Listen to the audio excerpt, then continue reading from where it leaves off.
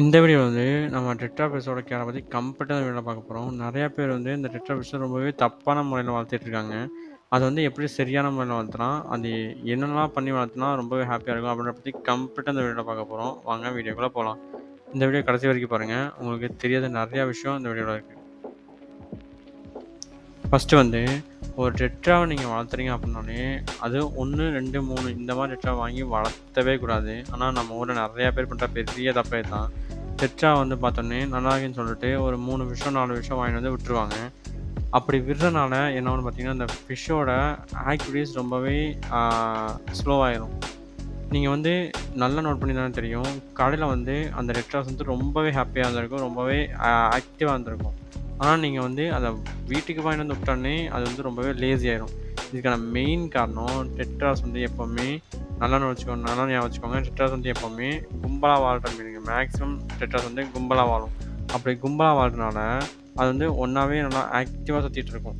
நீங்க திடீர்னு ஒரு 2 டெட்ரா வாங்கிட்டு வந்து உங்க டேங்க்ல விட்டுட்டீங்கன்னா, அதுக்கு வந்து அதோட இனம் வந்து இருக்காது. அப்போ வந்து அது என்ன ஆகும்னு பார்த்தீங்கன்னா, அது என்ன பண்ணும்னு தெரியாம முழிச்சுட்டு, அது ஸ்ட்ரெஸ்ஃபுல் ஆகி, அது ரொம்பவே ஆக்டிவ்னஸ் அது வந்து இழந்துரும். இதுக்கு நீங்க என்ன பண்ணலாம்னு பார்த்தீங்கன்னா, நீங்க வந்து ரொம்ப ரொம்ப மெயினா வந்து வாங்கும்போதே நீங்க வந்து ஒரு 4, 5 டெட்ராஸ் வந்து ஆ 4, 5 டெட்ராஸ்க்கு மேல நீங்க வாங்கிக்கணும்.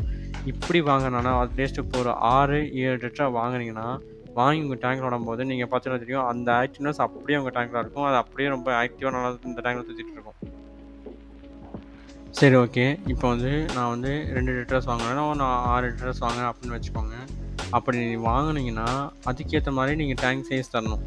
கடையில வந்து பெரிய டேங்க்ல வச்சிருப்பாங்க. நீங்க அத வாங்கிட்டு வந்து சின்ன டேங்க்ல விட்டீங்கன்னா, கண்டிப்பா அது வந்து ரொம்பவே ஸ்ட்ரெஸ்ஃபுல் ஆகும். நீங்க என்னதான் ஒரு 6 டெட்ரா, 7 டெட்ரா வாங்கிட்டு வந்து ஒண்ணா விட்டாலுமே, டேங்க் சைஸ் வந்து நீங்க பெருசா இல்ல, சின்னதா தான் இருக்கு அப்படின்னா, அந்த டெட்ராஸ் வந்து அந்த அளவுக்கு நீந்தாது. அது மட்டும் இல்லாம அந்த நீந்துற ஸ்பேஸும் இல்லாதனால, அந்த டெட்ராஸ் வந்து ரொம்பவே ஸ்ட்ரெஸ்ஃபுல் ஆகும்.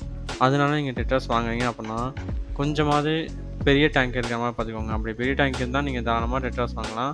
ஆ அதே மாரி டெட்ராஸ் வந்து ஒரு 6, 7 ஃபிஷ் நீங்க வாங்கி விடும்போது ரொம்பவே ஹேப்பியா அந்த டேங்க்ல நீந்திட்டு இருக்கும். அது வந்து பார்க்கறதுக்குமே ரொம்பவே அழகா இருக்கும். அடுத்து வந்து இந்த டெட்ராஸோட வாட்டர் சேஞ்சிங்க பத்தி பார்த்தீங்கன்னா, இந்த டெட்ராஸ்க்கு வந்து எப்பவுமே 2 வீக்ஸ் ஒன்ஸாவது நீங்க வந்து வாட்டர் சேஞ்ச் பண்ணிடணும். அப்படி வாட்டர் சேஞ்ச் பண்ணும்போதும், நீங்க ஃபுல்லா வந்து இந்த டெட்ராஸ்க்கு வாட்டர் சேஞ்ச் பண்ணிறவே கூடாது. நீங்க அட்லீஸ்ட் ஒரு 25% அதாவது 25% வந்து வாட்டர் வந்து பழைய வாட்டர் வச்சுக்கிட்டு, அதுக்கு மேல தான் நீங்க வந்து புது வாட்டர் ஊத்தணுமோ ஒழிய, நீங்க வந்து ஃபுல்லா வாட்டர் டெம்பரேச்சர் சேஞ்ச் பண்ணவே கூடாது. அப்படி ஃபுல்லா வந்து வாட்டர் சேஞ்ச் பண்ணீங்கன்னா, இந்த டெட்ராஸ் வந்து புது வாட்டருக்கு அடாப்ட் ஆகுறதுக்கு கொஞ்சம் டைம் எடுக்கும்.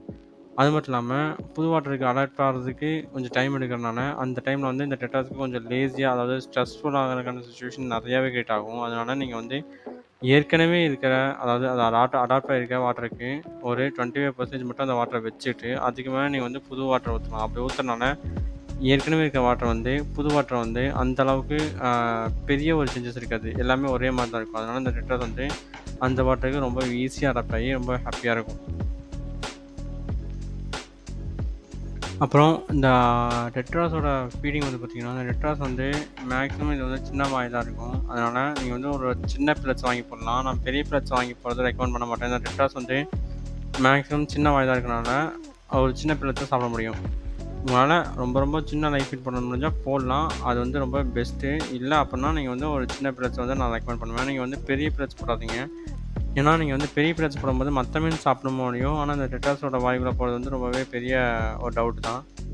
இந்த பெரிய டெட்ராஸ்லாம் சாப்பிட்ரும். ஆனா, சின்ன டெட்ராஸ் வந்து அத சாப்பிடுறது வந்து கொஞ்சம் கொஞ்சம் கஷ்டப்படும். அதனால நீங்க மேக்ஸிமம் ஒரு சின்ன பில்லட்ஸ் வாங்கி போட்டுக்கோங்க.